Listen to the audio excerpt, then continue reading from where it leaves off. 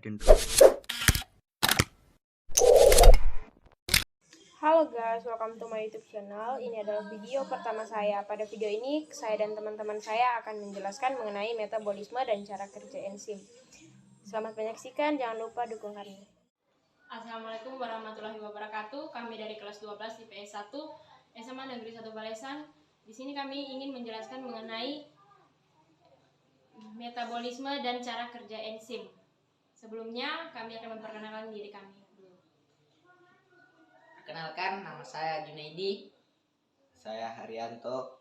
Saya Oktaviani Mersinta. Saya Muhammad Ivan.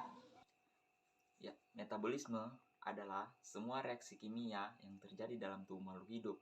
Jadi, di dalam tubuh makhluk hidup termasuk kita manusia, yaitu ada banyak sekali reaksi-reaksi kimia yang terjadi di dalam sel. Nah, berkaitan dengan itu, metabolisme dibagi menjadi dua, yaitu anabolisme atau pembentukan dan katabolisme atau pemecahan. Nah, bedanya kalau katabolisme itu adalah reaksi pemecahan yang tadinya zat-zatnya kompleks dipecah-pecah menjadi zat yang lebih sederhana lagi. Contohnya adalah reaksi aerob. Contohnya adalah respirasi aerob. Respirasi ini yaitu pernapasan yang kita ambil kalau kita bernapas, yaitu dinamakan oksigen. Oksigen ini buat apa sih? Oksigen ini adalah bahan yang kita butuhkan, memerlukan glukosa, memecahkan glukosa. Glukosanya didapat dari mana? Glukosa didapat dari sistem pencernaan yang sudah mencerna karbohidrat yang menjadi glukosa.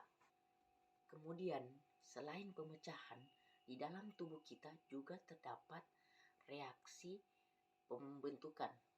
Nah, reaksi pembentukan bisa dilakukan oleh tumbuhan atau bakteri-bakteri. Misalnya, fotosintesis atau asimilasi. Fotosintesis ini atau asimilasi itu berarti pembentukan zat-zatnya yang tadi sederhana dibentuk menjadi lebih kompleks. Contohnya pada tumbuhan. Untuk membutuhkan pembentukan makanan diperlukan berbagai cahaya matahari. Perlu kita ketahui bahwa semua reaksi kimia dalam tubuh makhluk hidup membutuhkan enzim yang sebagaimana akan dijelaskan oleh rekan saya berikut ini. Jadi enzim itu adalah senyawa atau zat kimia yang berada di dalam tubuh makhluk hidup yang dibutuhkan untuk mempercepat jalannya reaksi sehingga bisa disebut sebagai biokatalisator. Nah, enzim memiliki beberapa karakteristik. Yang pertama, sifatnya mempercepat reaksi kimia dalam makhluk hidup. Diperkecil oleh enzim dengan memperkecil energi aktivasi. Enzim tersusun atas protein atau apoenzim dan gugus protein. Kedua penyusun itu harus diaktifkan oleh gugus prostetik. Gugus prostetik itu bisa koenzim atau kofaktor.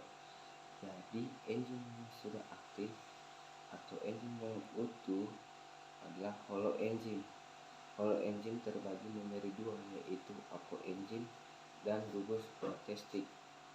Yang ketiga, sifat enzim reaksinya bolak-balik atau reversibel. Yang keempat, bekerja spesifik terhadap substratnya karena memiliki sisi pengikat yang spesifik. Enzim bekerja secara khas, yang artinya setiap jenis enzim hanya dapat bekerja pada satu senyawa atau reaksi kimia. Hal ini disebabkan karena perbedaan struktur kimia setiap enzim yang bersifat tetap. Cara kerja enzim sebagai biokatalisator dilakukan melalui reaksi cepat dengan cara menurunkan energi yang diperlukan untuk keterlangsungnya reaksi kimia di dalam sel hidup. Zat yang akan dikatalis oleh enzim yang disebut sebagai substrat. Nah, substrat akan berikatan dengan enzim pada daerah yang disebut dengan aktif. Sisi aktif pada enzim hanya dapat berikatan dengan substrat tertentu. Beberapa para ahli mengambil hipotesis bahwa cara kerja enzim sesuai dengan beberapa teori. Teori yang pertama, kunci gembok atau lock and key, yang dipopulerkan oleh Emil Fischer, serta teori yang kedua, kecocokan yang terinduksi atau induced fit. Teori ini dipopulerkan oleh Daniel Kaslan. Kita bahas teori yang pertama dulu, yaitu lock and key. Menurut teori lock and key, cara kerja enzim mirip mekanisme kerja kunci dan gembok. Enzim diibaratkan sebagai kunci yang memiliki versi aktif, namun substratnya diibaratkan sebagai gembok. Nah, substrat memiliki segi aktif berasal dari enzim. Seperti halnya kunci memasuki gembok, substrat sebelum itu diubah menjadi produk tertentu.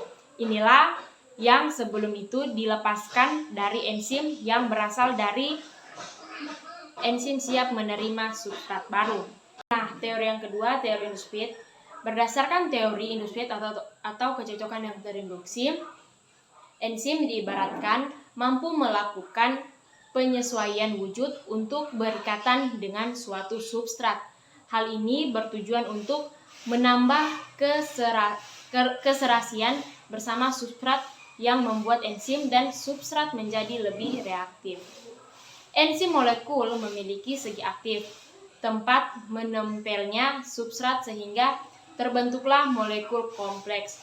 Enzim substrat pengikatan substrat menginduksi penyesuaian dengan terhadap enzim sehingga menambah keserasian pada keduanya dan mendorong kompleks enzim ada dalam kondisi yang lebih reaktif. Nah, sekian penjelasan saya. Terima kasih.